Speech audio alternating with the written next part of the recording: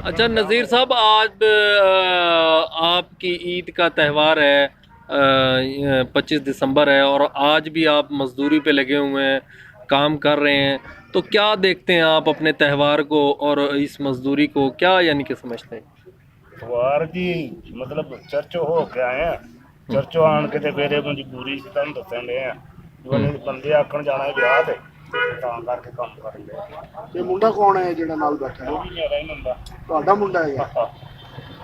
ਅੱਛਾ। कहना चाहेंगे आप?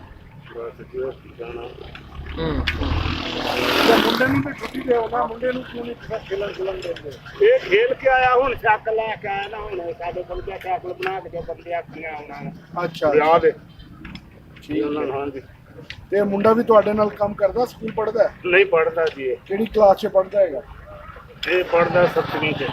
7ਵੀਂ 'ਚ। ਹਾਂਜੀ ਕੀ ਨਾਂ ਹੈਗਾ ਭਾਈ? ਦੱਸੋ ਨਾ ਉਹਦੇ।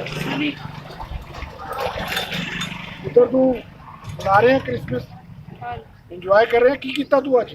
दस जरा ਸਾਨੂੰ। ਹਾਂ 10 ਉਹਨਾਂ ਨੇ ਕੀ ਕੀਤਾ क्रिसमस के हवाले से सनी आपने क्या देखा और क्या आप देख रहे हैं, क्या इंतजाम कर रहे हैं आप?